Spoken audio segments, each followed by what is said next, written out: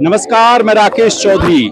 आपको हम जंतर मंतर पर सबसे पहले दिखाते हैं कि युवा रक्त की गर्मी से बर्फ की घाटी पिघलेगी। ये संकल्प यहाँ युवाओं ने ले रखा है और ये आंदोलन पिछले करीब 20 दिनों से जारी है।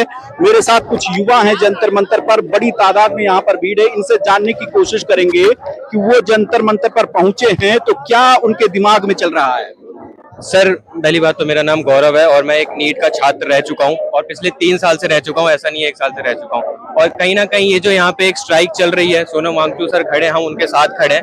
और हमारे जो मन में जो बात है वो यही है कि जो ये धांधली चल रही है एग्जाम्स के नाम पे, लाखों लाखों बच्चों को बुलाया जाता है, एक एक दिन पे एग्जाम कराया जाता है, इतने करोड़ों की फंडिंग इनके पास आती है और उसके बावजूद भी इतनी लापरवाही की जाती है। ये बात फंडिंग की नहीं है, पैसों की नहीं है, बच्चों की उसकी नहीं है, पर उनके देने वाले टाइम की है, जो वो साल साल भर अपना टाइम देते हैं एक दिन के एग्जाम के लिए, जो 365 दिन में एक बार होता है, 3 घंटे होता है, उस दोपहर में होता है गर्मी में। और तो और उनके भविष्य के खिलाफ जो खिलवाड़ हो रहा है उसके खिलाफ होता है।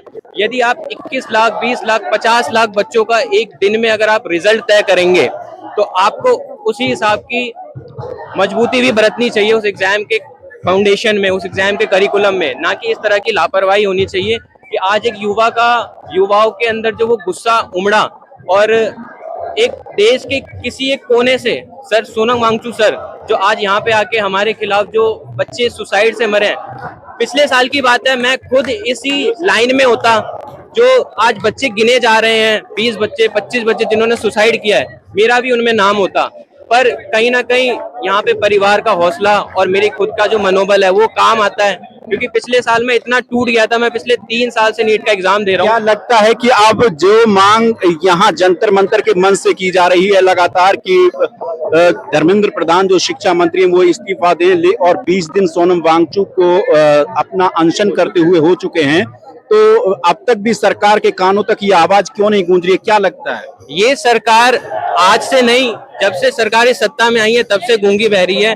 और मैंने अभी तक कितने इंटरव्यू दिए, मैंने इतने लोगों से बात की है, वो यही कह रहे हैं कि युवा अपने हक का बात बोल के पॉलिटिक्स की बातें कर रहे हैं, राम मंदिर की बातें कर रहे हैं, बीजेपी कांग्रेस की बातें कर रहे हैं। हमें करनी ही क्यों पड़ रही है? हम युवा है, हमारा देश का एक टाइम है, हम आने वाले फ्यूचर हैं, तो हमें ये बात ही इसलिए करनी पड़ रही है कि वो फ्यूचर हमें इस कंट्री में दिख नहीं रहा है। और वो इसलिए नहीं दिख रहा है क्योंकि जो कंट्री को चला रहे हैं, जो कुछ नेताएं हैं इस देश के उस पोजीशन पे, जिनका हमें कोई वो नहीं दिख रहा है कि आगे वो हमारे लिए कुछ ऐसा सोच रहे हैं। क्योंकि एक गलती एक बार हो सकती है, 2 बार हो सकती है, 10 बार नहीं हो सकती।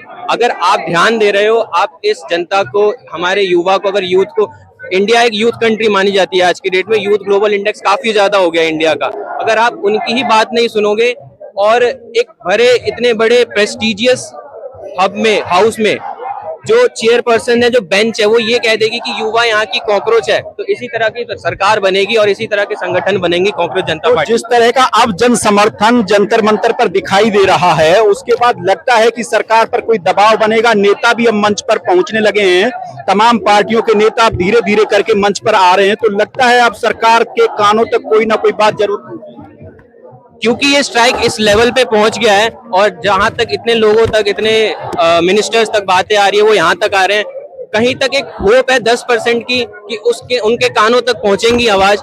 बट जिस तरह से इनका रिकॉर्ड रहा है, आज तक किसी भी बड़े मिनिस्टर ने आके, जो चेयरपर्सन है, मिनिस्टर है, उन्होंने आके कभी भी अकाउंटेबिलिटी नहीं दी। उनके नीचे रहने वाले सेक्रेटरीज, उनके पीए वगैरह, वही आके हमें बोलते हैं कि हम ऐसा होगा वैसा होगा, ये जांच करेंगे वो जांच करेंगे, बल्कि जांच के नाम पे सिर्फ दिखावा होता है। अगर नीट का पेपर लीक नहीं होना होता तो 2024 में ही हो चुकी होती ये सारी बातें, 25-26 में ये रिपीट नहीं हो रही होती।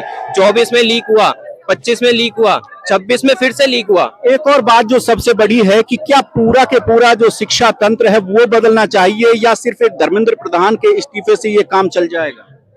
धर्मेंद्र प्रधान जी का तो इस्तीफा जायज है, वो चाहिए ही चाहिए, क्योंकि इस लेवल पे अगर चीजें हो रही हैं और फिर भी वो अकाउंटेबिलिटी नहीं रखते तो उनका इस्तीफा चाहिए। वो कुछ नहीं कर रहे हैं, वो बस देख रहे हैं। और भी कई एग्जांपल है, बट मैं वहां पे लेना नहीं चाहूंगा क्योंकि फिर रुख बदल जाएगा इसका। और रही बात शिक्षा नीति की, तो जो है उसमें भी बदलाव की जरूरत है। सिर्फ एक बंदे का रेजिग्नेशन और किसी का अपॉइंटमेंट से ये चीजें ठीक नहीं होंगी। तो हमें पूरे एक नीति पे काम करके उसको फाउंडेशन को मजबूत करना होगा इस चीज के लिए। सिर्फ एक धर्मेंद्र प्रधान नहीं, उस बेंच पे बैठने वाले जितने भी लोग हैं, डॉट्स कनेक्टेड होते हैं, चेन बनती है डॉट से है, तो उन सारे डॉट्स को रिमूव करना पड़ेगा। वहां पे ऐसे बंदों को बैठाना पड़ेगा जो अकाउंटेबिलिटी रखे चीजों क्या की। वजह है कि अब तक भी सरकार के कानों तक मतलब कोई आवाज नहीं पहुंच रही है और सरकार की तरफ से अभी तक कोई भी एक्शन इस पर नहीं लिया गया है? धर्मेंद्र प्रधान का भी जो शिक्षा मंत्री से जो इस्तीफे की लगातार मांग हो रही है, उस पर भी कोई विचार नहीं कर रहे। इस पे तो मैं क्या कहूंगा कि उन तक क्यों नहीं है आवाज पहुंच रही, जबकि सोनम वांगचुक सर आज 20 दिन हो गए हैं, उन्होंने अन्न का एक दाना तक नहीं खाया, और जो हमारे सामने हालत है, ऐसा भी नहीं है कि कुछ चीजें पीछे से हो रही है, बट फिर भी अगर उन तक आवाज नहीं पहुंच रही है तो मैं यही कहूंगा कि गूंगे बहरों के लिए इतना तो आपने करा ही होगा कि इतने हॉस्पिटल और डॉक्टर बना दिए कि आप भी अपना इलाज करा सकते हो और उनकी बातें को सुन सकते हैं। जो आवाज नहीं पहुंच रही है उसका एक बहुत बड़ा कारण मैं ये समझता हूँ कि बाहर है ना, बहुत सारी गलतफहमियां फैलाई जा रही है। जैसे मैं आ रहा था तो मुझसे भी कहा गया कि मतलब 2-5 लोग हैं, कोई है नहीं देखने वाला। दूसरी बात, कई लोग इस बात का विरोध कर रहे हैं कि मंच पे राजनीतिक पार्टियां आ रही, बोले वो तो राजनीतिक मंच हो गया, हमको नहीं जाना। पर ऐसा नहीं है। जैसे मैं आया, धीरे धीरे लोगों को बात समझ में आएगी, यहाँ भीड़ बढ़ेगी, और मुझे पूरी उम्मीद है कि 20 तारीख को जो यहाँ भीड़ आएगी उससे सरकार के कान में भी बात जरूर पहुंचेगी। देखिए, राजनीतिक जो पार्टियां हैं, यदि कोई ऐसे आरोप लगाए कि राजनीतिक पार्टियां हैं, तो राजनीतिक पार्टी में मंत्री सिर्फ एक होगा, उसके कार्यकर्ता होंगे, उनके कार्यकर्ता के जो बच्चे हैं वो भी एग्जाम देते होंगे। तो यहाँ पे जो बात है वो राजनीति मंच की नहीं है, यहाँ पे बात है यूथ की। जो नेता है उसके बच्चे यूथ होंगे, हो सकता है कोई इंजीनियरिंग के पेपर दे रहा हो, कोई नीट की तैयारी कर रहा हो, तो ये जो बात है वो युवाओं की बात है, युवा अपना समर्थन कर रहा है। हो सकता है कि वो किसी वजह से ना कर पा रहा हो। नेशनल लेवल का मीडिया है वो बहुत सरकार के ऊपर निर्भर है और सरकार के कहे अनुसार चलता है। पर एक बात और है, जैसा मैंने आपको कहा कि पिछले कुछ 2-3 दिनों से ही सोशल मीडिया पे ये बात बहुत तेजी से फैली है। पूरी देश में अब ये बात बहुत तेजी से जा रही है और इसलिए पूरे देश की जनता इस मुद्दे पर आकर यहाँ इकट्ठा होने की कोशिश कर रही है। पर यह बात भी सही है कि जनता इस बात को समझ रही है कि ये बहुत ही महत्वपूर्ण मुद्दा है और इस मुद्दे से पूरे देश के युवाओं के साथ ही नहीं, पूरे देश के विकास पे फर्क पड़ेगा। और जैसे कि भाई साहब ने अभी कहा था कि यदि जवाबदेही तय होगी तो और भी चीजें बदलेगी। जैसे धर्मेंद्र प्रधान जी का इस्तीफा यदि होता है तो अगले मिनिस्टर को भी या अगले कार्यकर्ताओं को भी शायद डर होगा कि उनसे कुछ यदि गलती होगी तो हमें भी इस्तीफा देना पड़ेगा, और इससे ये चीजें, ये सिस्टम को बदलेगी। आप भी कुछ कहना चाहेंगे यहाँ के प्रोटेस्ट को लेकर के? मैं यहाँ के प्रोटेस्ट को ये कहना चाहूँगा कि यहाँ पे जितनी भी जो यूथ आई है, यंग जनरेशन आई है, उनको ये तो दिख गया है कि यहाँ की सरकार कैसी है और लोग किस तरीके से स्कैम कर रहे हैं। अब मैंने भी रिसेंटली नीट का पेपर दिया है, ये लोग जिस तरीके से शिफ्टिंग कर रहे हैं, ठीक है, लोगों को पागल बना रहे हैं, तो ये सबको दिख रहा है। जैसे कि अभी आपने एक सवाल करा था कि लोग उनको इस्तीफा देने से फर्क पड़ेगा नहीं पड़ेगा, इनके कान तक तो बात जा रही है और इनको सब पता लग रहा है, पर ये गूंगा बहरे जानबूझ के बने पड़े हैं, क्योंकि अगर ये बोल भी देंगे तो इनको पता लग जाएगा कि लोगों को दिख गया है कि हमारी गलती है, इसलिए चुप हैं, इसलिए बोल भी नहीं रहे हैं। इसी कारण ये बोल रहे हैं कि इनको दिख जाएगा इनकी गलतियां हैं।